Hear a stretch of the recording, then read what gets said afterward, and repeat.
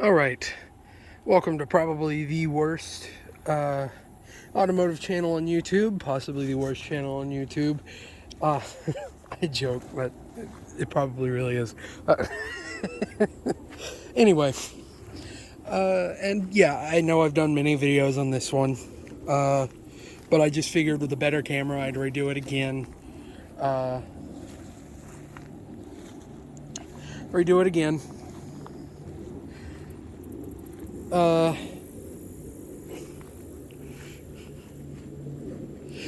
So you can see the car better. And this is a, I think, 1978 Pontiac Trans Am. I believe it was the formula model, basically meaning it is a 400 combo. This one, I think, had a manual transmission swapped into it. Obviously, it has seen better days. It's sat back here for, I think, the better part of 15 years. 12 years, something like that. I know there's a big difference between those two, but it's sat back here for a very long time. And basically, what I keep talking about this car is, I want to make it clear before I say all this, though, this is not my car. If I can get a hold of it, so this is all just, when I start saying this is all hypothetical. This is just something I think would be cool to see done. Now, if I can get a hold of it, if I can get a hold of this car and I have the money to do it, I will do this. But as of now, it's hypothetical. Basically, I was saying there's a Jaguar 5.3 liter V12 sitting around here somewhere. And I was going to say swap it into this one, or swap a V12 into a Pontiac. The one I'm talking about, if I would ever get a hold of the car and I would seriously swap into this, would be a 5.3 liter all aluminum Jaguar V12 out of an XJSC, which is sitting over on the other side. And that motor is a 400 or 300 horsepower right out of the gate, 280 foot-pounds of torque, V12 dual overhead cam, not dual overhead, but yeah, dual overhead cam, 42 valves V12. It's a fairly small one, but it hooks right up to the transmission that fits this car, a TH400. So it would not be that hard, not to mention this hood is very big. You can easily fit big blocks under here, and that V12 is about the same size as a big block. It's just slightly longer. So you might have to hammer back the firewall and that about be it. But I was saying, take that, drop all the electronics, because that motor has sat for a couple years, rebuild it, which it's aluminum, so aluminum doesn't rust, so the motor should be good. Run it through the aluminum vat, and whatever. And the motor would be good. So take that and put it in here. I was saying try to turbo it as well, but I don't know if it'd handle that. Again, this is hypothetical. If I can get a hold of this car and get a hold of the V12, then I would do it. I really would. It sounds really cool. I was told it would be cursed, but based at the same time. And yeah, this car is in pretty rough shape. The floor pan isn't all that bad, but I'm sure it's pretty thin, so about all of it, so it needs to be cut out and redone. I was going to leave it just like this, redo the wiring on the V12 to get all the lights, turn signals, everything to work, and get it road legal. Have a road legal V12. You would never expect it. It'd be sitting there and be like, oh, that's a cool Trans Am, but it makes V12 sounds. Of course, right now that's just a dream. But like I said, if I can get a hold of this car, if it ever can, I will do it. Right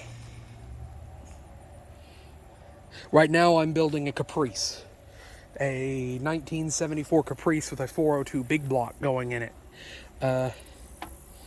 And I overestimated how much of a car I was building there. I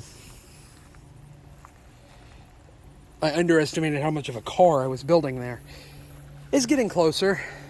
Still a little bit left on the motor, but it's getting closer. It should be done in a while. It should be done fairly soon. A couple of months, maybe sooner. Should be done before the end of the year. Hopefully, it's running. Is running and driving at least.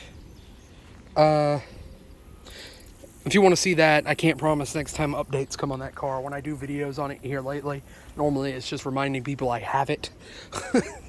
Still. But if you want to see more of that, then yeah. This car, if I can get a hold of it, might come after. I don't know. There's a Spectrum I have my eyes on because I got to fix my house too. So I might buy it while I'm fixing the house, but progress would be super slow.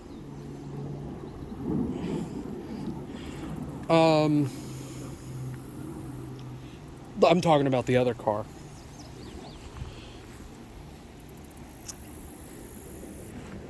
This one though, I guess I'll go over some of the other things that have been pretty cool about it. It's the rims. I'm going to have to change those out because I think they're pretty much broken. I don't think they're any good. And this was at one time a drag car. Don't know what motor it ran. Don't know what transmission it ran. It probably ran a small block 400. Probably ran the same motor the Pontiac used to run. And basically this car is the exact same car as that one, with different styling cues.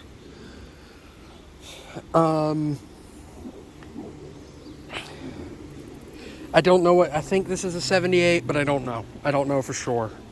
All I know is it's in pretty rough shape, and that's just a cool idea, V12 swap.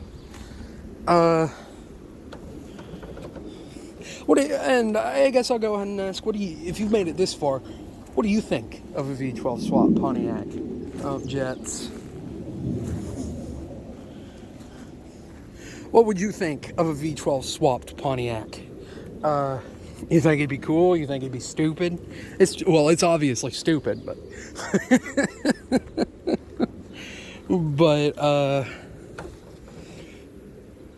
yeah, just let me know what you would think of something like that.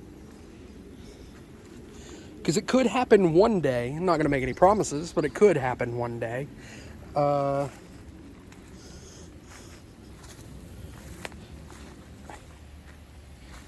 It could. And, I guess, with that being said, I'm sorry for redoing all the videos here lately. It's just I got a better phone, and to be honest with you, I've kind of ran out of things to film. I've got a couple of things, but they're not really that interesting. I'm going to film them anyway because it's better than redoing all the videos. I do try to pace those out. I try to make the redone videos better, or talk more focused on something.